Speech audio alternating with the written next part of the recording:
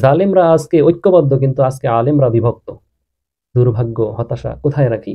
আল্লামা দেলোয়ার হোসেন সাঈদী সারাটা জীবন তিনি ঐক্যবদ্ধের ডাক দিয়ে গেছেন, কিন্তু আলেমদের ঐক্য তিনি দেখে যেতে পারেননি। আজকে তিনি মাটির নিচে। আসসালামু আলাইকুম ওয়া রাহমাতুল্লাহি ওয়া বারাকাতুহু।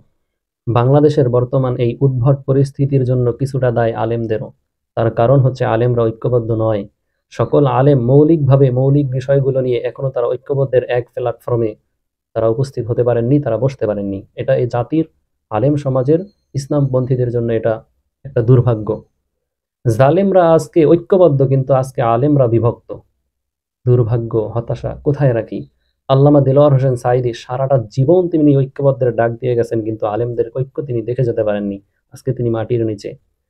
আল্লামা শফি সাহেব রহমতুল্লাহি আলাই, আল্লামা জুনায়েদ বাবুনগরী রহমতুল্লাহ আলাই, বড় বড় আলেমরা যারা এই দুনিয়া থেকে চিরবিদায় নিয়ে চলে গিয়েছেন, তারা সবাই আলেমদের ঐক্য দেখতে চেয়েছেন, কিন্তু দুর্ভাগ্যজনক তারাও ঐক্যবদ্ধ হতে পারেননি।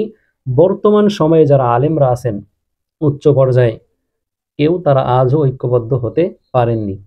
হয়তোবা এ জাতি আলেমদের ঐক্যবদ্ধতা তারা কখনোই দেখতে পারবেন না। আলেমরা যদি ঐক্যবদ্ধ হয় তাহলে তো ইসলাম প্রতিষ্ঠা হয়ে যাবে।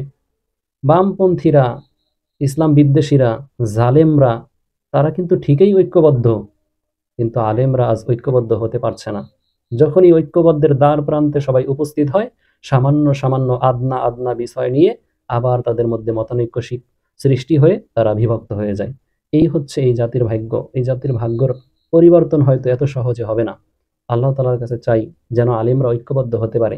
আমরাও চাই, খুবই আশা নিয়ে আগ্রহ নিয়ে অনেক সময় আলেমদের কথা শুনি, তাদের ঐক্যবদ্ধ হওয়ার জন্য তারা যেই ডাক দেন, ঐক্যবদ্ধের আহ্বান তারা করেন, সেই আহ্বানের সারায় আমরা তাদের আহ্বানে ছুটে যাই সবাই, কিন্তু দুর্ভাগ্যজনক হতাশ হয়ে আমাদেরকে ফিরতে হয়।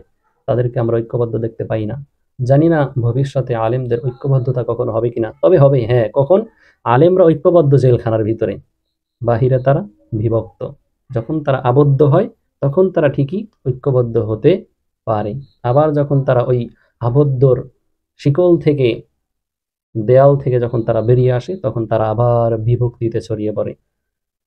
এক লোক তার শ্বশুর বাড়ি গেছে, তার ছেলে গেছে নানার বাড়ি, তার স্ত্রী গেছে তার মায়ের বাড়ি। শেষমেশ ঘুরে ফিরে তারা সবাই দেখলো যে সবাই তারা একই বাড়ি উপস্থিত। ওই রকমই হবে আলেমদের বিভক্তির দরুন, তারা সবাই ওই একই অবস্থায় ফিরে যাবে।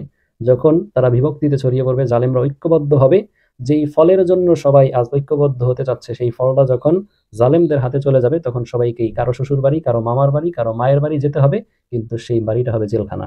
কোনো লাভ হবে না। এজন্য সবাই আমরা চাই আলেম সমাজ, অন্তত ইসলামপন্থীরা যেন ঐক্যবদ্ধ হয়। ঐক্যবদ্ধ হয়ে এই বাংলাদেশ রাষ্ট্রটাকে যেন একটি সুন্দর ইসলামী রাষ্ট্র হিসাবে তারা গড়তে পারে, আমরা যেন গড়তে পারি। আল্লাহ যেন সেই তৌফিকটা আমাদের সবাইকে দান করে।